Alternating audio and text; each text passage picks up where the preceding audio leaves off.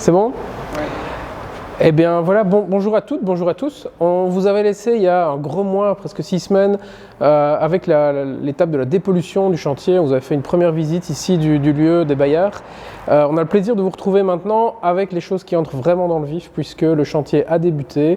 L'entreprise BSP, l'entreprise de travaux, l'entreprise générale, à qui on a confié le chantier, vient de s'installer hier. Les barrières ERAS sont mises maintenant.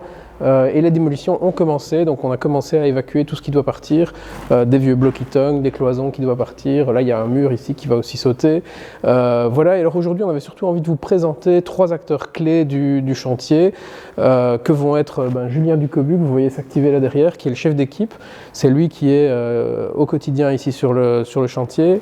Aude Colson, la deuxième intervenante qu'on va vous présenter, elle c'est la coordinatrice du chantier. Et enfin, Olivier de Huspelard, qui est l'architecte. Voilà, peut-être les 3 personnes les plus importantes dans la réalisation du projet ici. Et de manière générale, on va vraiment essayer, dans les mois qui viennent, de documenter ce qui se passe, de vous raconter ce chantier, de vous montrer le bâtiment en train de se transformer et de donner la parole, de montrer les gens qui sont en train de bosser ici.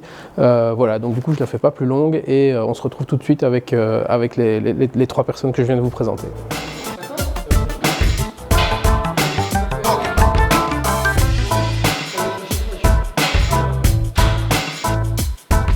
Voilà, donc Julien Ducobu, vous êtes le chef d'équipe ici, c'est vous qui allez être vraiment aux premières loges pour transformer ce bâtiment au quotidien dans les mois qui viennent. Oui. On est super content de vous faire, de faire votre connaissance, de vous rencontrer. Est-ce que vous pouvez peut-être simplement, pour les gens qui suivent la chaîne YouTube, nous raconter c'est quoi votre boulot et peut-être nous expliquer ce qui s'est déjà passé là depuis hier sur le chantier? Donc mon boulot, ça consiste de la toiture et la démolition, transformation, construction. Et ici, on a démoli toute la partie J-Proc, toute la pièce qu'il y avait ici. Après, on va recréer un étage. Voilà, donc je vais être aux commandes de cette mission. Voilà, et vous êtes combien à bosser sur le chantier? Pour l'instant, on est 3. D'accord, et il va y avoir d'autres personnes qui vont arriver pour... Je pense, oui. Un peu de coup de main, ça fera du bien. Ouais. Pour l'instant, c'est la démolition briques, blocs, toutes les cloisons ici en bois, tout ce qui est câblage électrique, toutes les ferrailles qui traînent partout. Et puis après seulement on attaquera les travaux, la création des pièces ici quoi. J'ai pas encore toutes les infos, okay. Donc je sais que normalement c'est jusqu'à septembre. J'ai vu la fin des travaux en septembre, donc... Ouais, c'est l'objectif. Le contrat prévoit que c'est fini le 24 septembre, donc on espère que oui, on va tenir ce délai. Ça va, à part la démolition qui va prendre un peu plus de temps, je pense qu'après à la création, au niveau de la construction ça va aller. D'accord. C'est vous qui serez là aussi pour les mezzanines ici, les cloisons, tout ça? J'adore ça. J'adore travailler le bois, donc super. On m'a dit que c'était du plancher en bois ici, donc je suis content. Ouais. Donc pour que les gens comprennent bien, donc ici on va avoir une grande mezzanine qui va venir faire un grand L ici au-dessus. C'est ça. Là au-dessus on aura les bureaux de ProVélo. Oui. Donc qui vont voilà, et les ateliers seront dans le fond là. Donc dans le fond, dans les loges ici, on aura les zones de travail. Avec un accès qui aura là-bas dans le coin. Ouais, c'est ça. On va accéder à vélo derrière. Et alors tout le mur qui est derrière nous, mais là vous le voyez pas, mais on vous le montrera après, va sauter aussi. C'est ça, et il y aura un monte-charge là derrière qui ira jusqu'à la cave normalement. C'est ça. Voilà. Et le monte-charge c'est le seul point après la dépollution qui n'est pas pris en charge par BSP. Donc vous allez mettre la cage. Oui, on fera tout ce qui est maçonnerie et tout ça. Et puis on a une entreprise spécialisée qui viendra en septembre pour mettre le monte-charge qui permettra à ProVélo de manutentionner les vélos. De la cave. Depuis ici, donc les camionnettes pourront rentrer ici dans le hall oré et puis ils monteront des vélos sur la mezzanine où ils descendront à la cave. C'est ça, beau projet. Et voilà, on se réjouit de vous retrouver dans les semaines et les mois qui viennent pour poursuivre tout ça. Parfait. Merci en tout cas de votre présence et à bientôt. À bientôt, merci.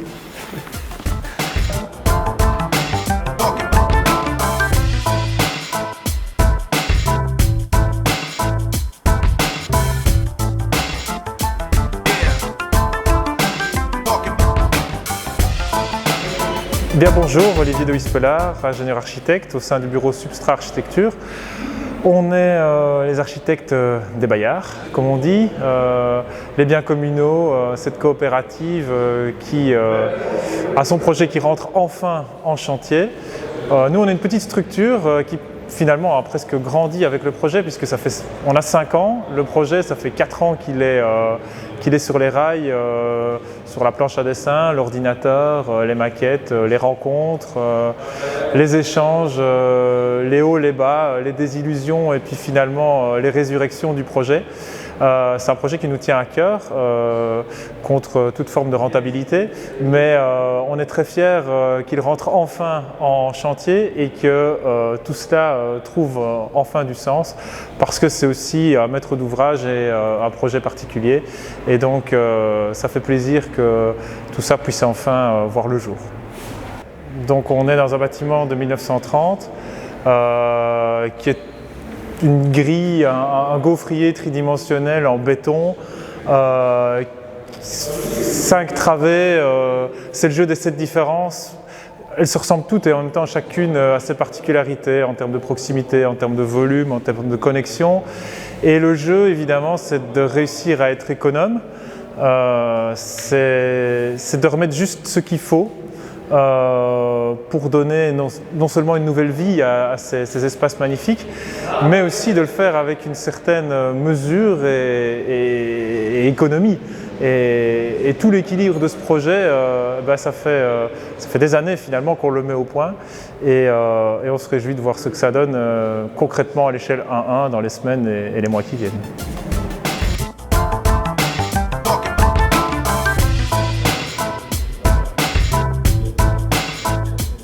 Alors, les petits trous, ce n'est pas des rongeurs, ce ne sont pas des nuisibles, en fait ce sont des sondages. Donc, puisque ce bâtiment date de 1930 et qu'il n'était pas livré avec les plans, l'ingénieur de stabilité qu'on doit consulter pour concevoir tout le projet était bien embêté, puisque certes c'est du béton armé, mais autant on voit le béton, autant on ne voyait pas spécialement les armatures. On a dû, pour le projet, refaire un calcul de portance de l'ensemble de la structure et dès lors trouver les armatures pour en calculer non seulement la position exacte au sein de la matière, mais aussi le diamètre et donc la quantité d'acier.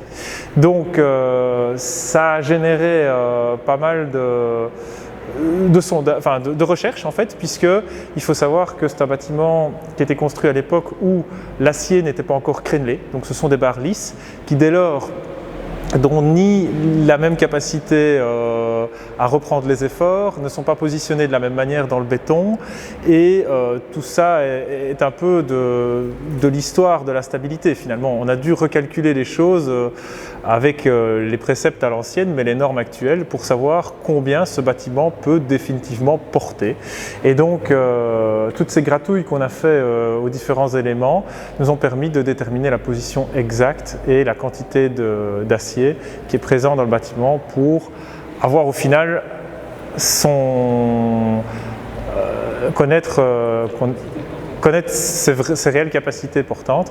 C'est le bureau Serfontaine, donc BEC, qui s'occupe de ça et qui nous a finalement rassurés sur ce que nous pressentions depuis le début, mais pour lequel il nous fallait confirmation. Donc là on est carrément dans le frais déjà mis de la stabilité historique. Voici une poutre en béton qui jusqu'il y a quelques jours était complète, mais pour des raisons liées aux recherches d'armature qu'on a dû réaliser, on a dû un petit peu lui causer des dommages. Alors, classiquement, le béton armé, travaille en flexion, dans le cas de cette poutre, on doit avoir beaucoup de métal en partie inférieure. C'est le cas. On a 2 lits de barres. C'était assez étonnant, normalement on ne s'attendait qu'à avoir un lit. Par contre, pour reprendre de l'effort tranchant, à proximité de la colonne, il nous fallait un peu plus d'acier que ça. On a cherché, on a gratté, on ne l'a pas trouvé. Pourquoi ? Parce que dans les années 30, 1930, la main-d'œuvre coûtait moins cher que la matière et dès lors on pouvait faire aux ouvriers des complications qui permettaient d'économiser un peu de matière. Et en fait, le deuxième lit de barre qui se trouve ici, caché à l'intérieur du béton en face supérieure, il n'est présent qu'à partir de là. Donc là on voit qu'il y a 2 barres, mais là il n'y en a plus qu'une. Pourquoi ?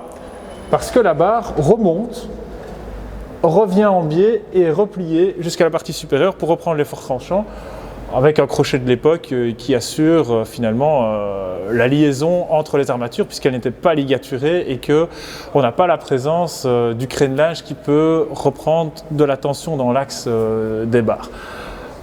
En complément, il y a des étriers, il y a des petites filières en 8 mm, tout ça pour que les choses conservent leur place dans le coffrage et pour des efforts dont je vous passe la subtilité que je ne maîtrise moi-même pas complètement, puisque mon rôle n'est jamais qu'architecte et pas ingénieur en stabilité.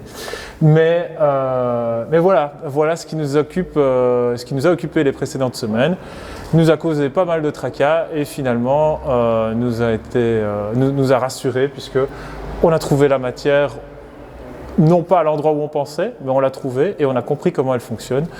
Et le résultat est rassurant. Donc tout ça, c'est bon.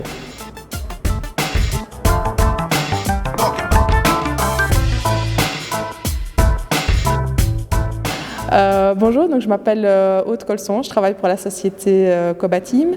C'est une nouvelle société donc, qui a été créée au mois de janvier, mais j'ai travaillé pour la société BSP que je connais depuis plus longtemps. Et je ferai tout ce qui est gestion de chantier au jour le jour et organisation des hommes sur site. Organiser le chantier pour dire on va d'abord commencer par la démolition, poursuivre par le terrassement, aller poser la citerne plutôt que l'inverse. Et c'est vraiment organiser le travail de telle sorte à travailler qu'une fois et à ce que ce soit le plus simple pour tout le monde et le plus rapide en tout cas. Je passerai à mon avis 2 fois par semaine parce qu'il y a Julien qui est là comme chef d'équipe et qui est vraiment très très chouette et en qui j'ai totale confiance. Donc lui sera là tous les jours et on aura de toute façon des contacts très très régulièrement et je passerai 1 à 2 fois par semaine pour vérifier comment ça se passe et trouver des solutions aux problèmes qu'on rencontrera puisqu'en rénovation on a toujours des soucis. Ou des surprises en tout cas. Bon, on a eu plusieurs surprises comme dans toutes les rénovations. Olivier a déjà parlé évidemment de tout ce qui était sondage et structure du bâtiment. Il y aura à l'extérieur aussi, quand on ira terrasser pour mettre la citerne, on tombera à mon avis pas très loin des fondations du bâtiment et on ne sait pas trop ce qui s'y passe, donc on étudie pour le moment plusieurs solutions et en fonction de ce qu'on trouvera, on prendra la plus adaptée en fonction de la situation, quoi. On aura ici notre bureau donc pour le bureau de chantier, donc pour voir l'architecte, le bureau d'études, ProVélo aussi qui viendra normalement la semaine prochaine pour discuter un peu de l'organisation et de la sécurité de leur façade. Et alors la deuxième partie là-bas, ce sera le réfectoire de nos ouvriers pour qu'ils puissent travailler, manger dans de bonnes conditions sans être dans la poussière ou en tout cas moins qu'en bas, quoi. On se revoit très vite, oui. À bientôt.